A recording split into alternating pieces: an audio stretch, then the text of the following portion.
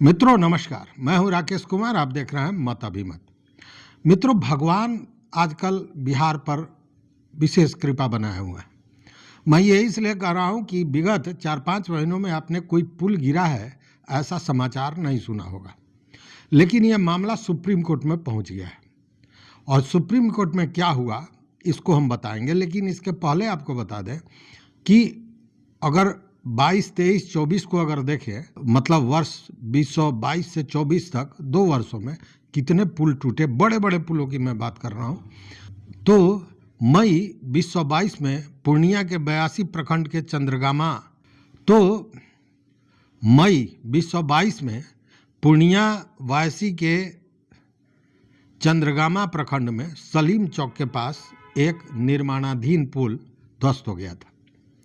उसके बाद जून 22 में सहरसा सिमरी बख्तियारपुर के कुंडुमेर गांव में कोसी तटबंध के पूर्वी हिस्सा का पुल टूट गया था।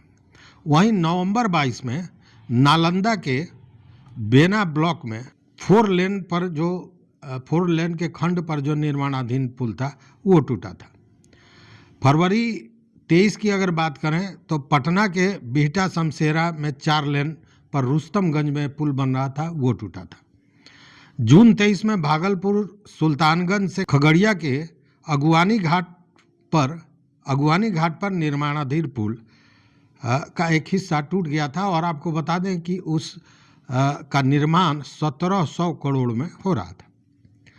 मार्च 24 में सुपौल के कोसी नदी पर पुल बन रहा था, जो बहुत लंबा था, 10 किलोमीटर से ज़्यादा का, वो ध्वस्त हुआ था। और जुलाई 24 में तो हद तब हो गया था जब सिवान और छपरा में एक ही दिन 5 पुल टूटे थे। और उस 5 पुल में 3 सिवान में था और 2 छपरा में टूटा था। हालांकि एक पुल 40 वर्षों पुराना था।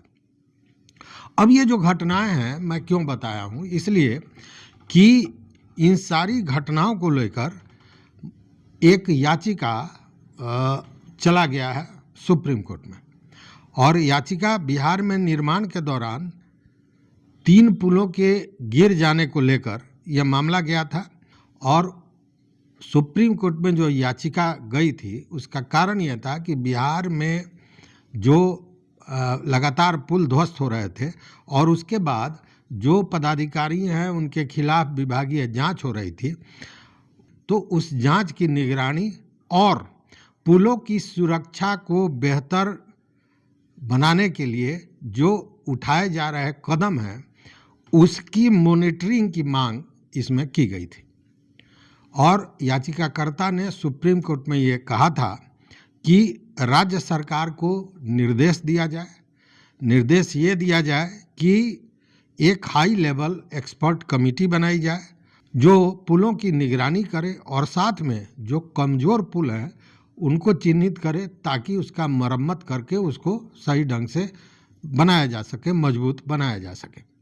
याचिकाकर्ता ने सुप्रीम कोर्ट में ये कहा कि पुल टूट रहा है और कोई उसकी निगरानी नहीं कर रहा है।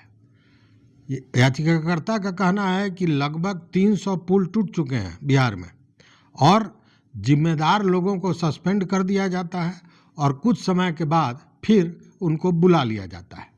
और इस मामले की सुनवाई honourable chief justice of India Sanjeev Khanna ने की। और मामले की सुनवाई करते हुए उन्होंने कुछ तंज भी कसा।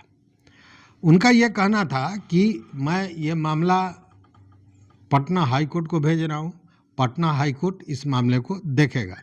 लेकिन बिहार सरकार को आड़े हाथ लेते हुए कहा कि हमने बिहार सरकार ने जो इस मामले में अपना जवाब प्रस्तुत किया है, जो काउंटर दिया है, वो हमने पढ़ा है, उसका पहला पन्ना हमने पढ़ा है और इसमें यही लिखा गया है कि बिहार में ये स्कीम है तो वो स्कीम है। मतलब कि उस जवाब से सीजेआई कहीं से भी संतुष्ट नहीं दिखे। और तब उन्होंने कहा कि यह मामला हाई कोर्ट में भेजा जा रहा है और बिहार सरकार द्वारा इस मामले को लेकर जितनी भी कार्रवाइयाँ की जा रही हैं उन सारे का डिटेल्स भी हाई कोर्ट को भेजा जा रहा है, जिसमें ये बताया गया है कि बिहार सरकार इन सारे चीज़ों को लेकर क्या कर रही है। मतलब कि सुप्रीम कोर्ट ने इस पूरे मामले को हाई कोर्ट को भेज दिया है, उस याचिका को जिसमें ये मांग की गई है कि एक हाई लेवल कमेटी बनाने की बात कही गई। कहा गया कि ये निर्देश दिया जा रहा है राज्य सरकार को कि एक हाई लेवल कमेटी बनावे जो इन पुलों की निगरानी करे और जो जो गड़बड़ पुल हैं, जो कमज़ोर पुल हैं, उनका मरम्मती करके उसको मजबूत बनाया जाए। अब ये भेज दिया गया है हाई कोर्ट में। देखने वाली बात है कि हाई कोर्ट क्या करता है। कहीं हाई कोर्ट में यह मामला भी नगर निगम चुनाव के जैसा तो नहीं हो जाएगा, ये बड़ा प्रश्न है, देखने वाली बात है। तो इस वीडियो में बस इतना ही। देखते रहिए मत अभिमत। मित्रों, चैनल पर नए हो तो सब्सक्राइब कीजिए, लाइक कीजिए, दोस्तों के साथ शेयर कीजिए और अपना विचार जरूर दीजिए। बहुत बहुत धन्यवाद, कोटिशः आभार।